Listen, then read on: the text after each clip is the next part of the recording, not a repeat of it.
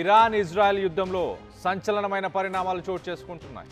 ఇటు America Israel మధ్య విభేదాలు బగ్గుమన్నాయి. ఇటు ప్రకంపనలు సృష్టిస్తున్నాయి. ఇటు నెతన్యాహు అలాగే America vice president JD Vance phone call conversation. ఇటు నెతన్యాహుపై JD Vance America vice president విరుచుకుపడ్డాడు.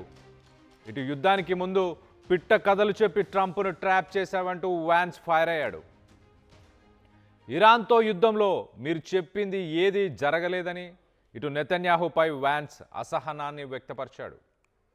యుద్ధం ఇంకా కొనసాగిస్తామని ఇటు నెతన్యాహు అనడంపై వ్యాన్స్ సీరియస్ అవుతున్నాడు.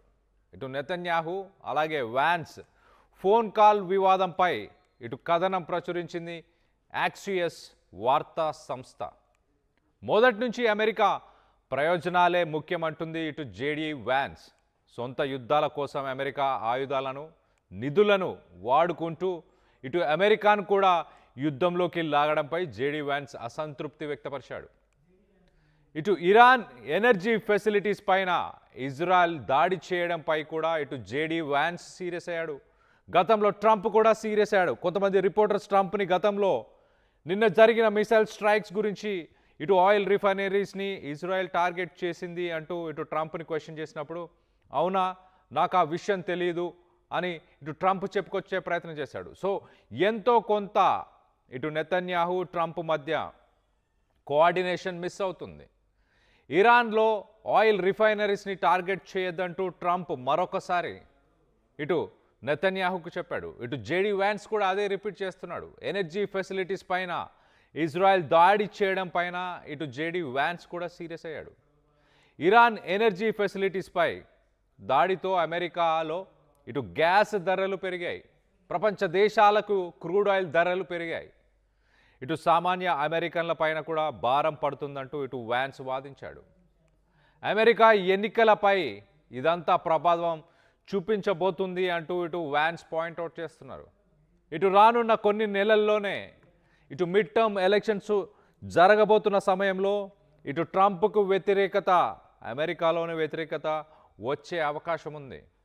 అమెరికాలో ఇటు ట్రంప్ని ప్రెసిడెంట్గా ఇంపీచ్మెంట్ చేసే అవకాశం ఉంది.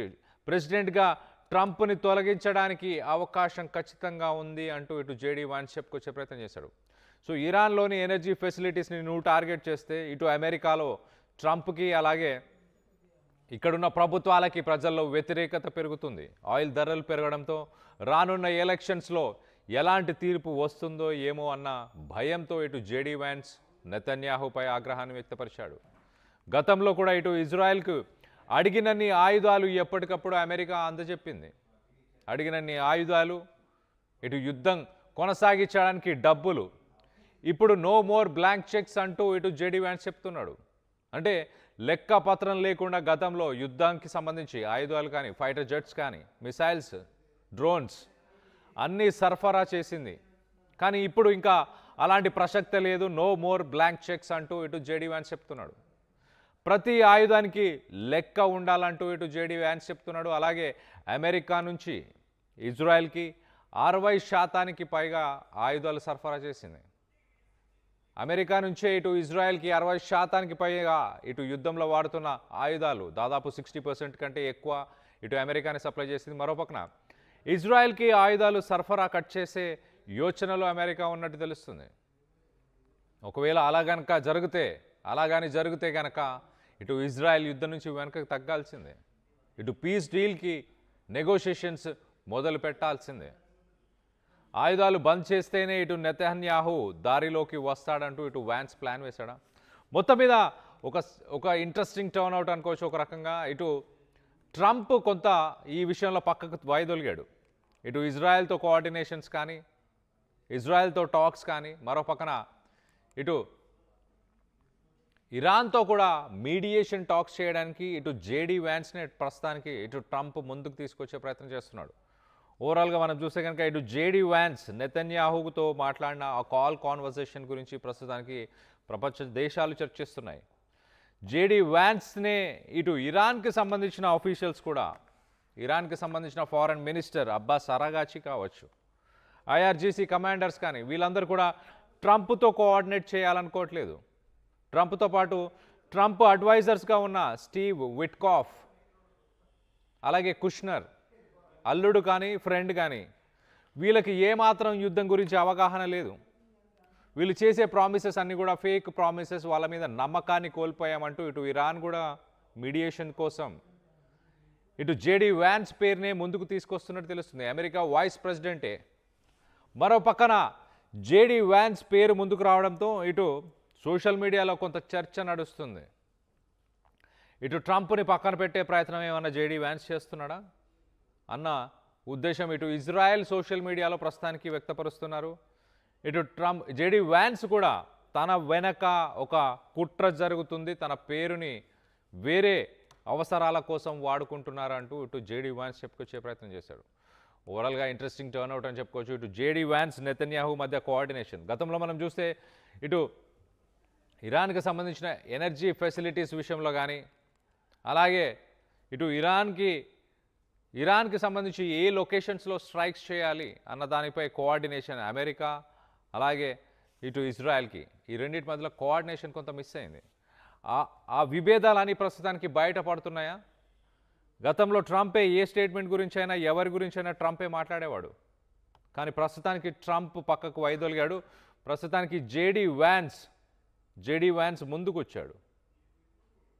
జేడీ వ్యాన్స్తోనే నెగోషియేషన్ చేయడానికి ఇటు ఇరాన్ కూడా ఇంట్రెస్ట్ చూపిస్తున్నట్టు తెలుస్తుంది. మరి రానున్న కొన్ని గంటల్లో కానీ రోజుల్లో ఇటు జేడీ వ్యాన్స్ మొదటగా ఇటు ఇండియాకు వచ్చి ఇండియాలో కొంత సమయం గడిపి ఇటు మోదీతో చర్చించి దాని తర్వాత ఇటు పాకిస్తాన్కి వెళ్ళి ఇరాన్కి సంబంధించిన అఫీషియల్స్ని అక్కడికి పిలిపించి యుద్ధం గురించి మీడియేషన్ టాక్స్ ఇటు పాకిస్తాన్లో జరగబోతున్నట్టు తెలుస్తుంది.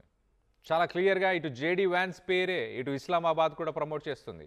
ఇటు స్టీవ్ విట్కాఫ్ కానీ, at the same time Kushner కానీ, వీళ్ళని నమ్మే ప్రసక్తే లేదంటూ ఇటు ఇరానియన్స్ చెప్తున్నారు. ఇరాన్ మరో పక్కన ఒకసారి మనం చూస్తే కనుక ఇంత పీస్ టాక్స్ ఇటు జేడీ వ్యాన్స్ ముందుకు రావడం ఇదంతా జరిగింది. కానీ మరో పక్కన అమెరికా మాత్రం 3,500 మంది ట్రూపర్స్ని ప్రస్తుతానికి Gulf of Oman, middle east, ఇటు అరేబియన్ సీలో ప్రస్తుతానికి 3,500 మంది 82nd ఎయిర్ బోర్న్ బెటాలియన్ని, ఒక బ్రిగేడియర్ని అక్కడికి మోహరించడంపై చర్చ నడుస్తుంది. ఒక పక్కన మీడియేషన్ టాక్స్ నడుస్తున్నాయి, ఒక పక్కన నెతన్యాహు, జేడీ వ్యాన్స్ వీరిద్దరి మధ్య హీటెడ్ కాన్వర్జేషన్ గురించి డిస్కషన్ నడుస్తుంది. మేము ఇటు ట్రంప్ ఏమంటున్నాడంటే, ట్రంప్తో పాటు జేడీ వ్యాన్స్ చాలా క్లియర్గా నెతన్యాహుకి ఏం చెప్పాడు, మొదటగా ఇరాన్ ఎంతగా వాళ్ళ పవర్స్ని డీసెంట్రలైజ్ చేసింది, ఒక 60 డివిజన్స్లో వాళ్ళు ఇండిపెండెంట్గా వర్క్ చేసుకునేలాగా, అంటే ప్రతి రాష్ట్రానికి, ఇరాన్లో ఉన్న రాష్ట్రాలు అనుకుంటే డివిజన్స్ని రాష్ట్రాలు అనుకుంటే కనుక ప్రతి రాష్ట్రంలో ఒక మిలిటరీ బేస్ ఇండిపెండెంట్గా, అంటే వాళ్ళకి సెంట్రల్ నుంచి ఎవరు కమాండ్స్ ఇవ్వాల్సిన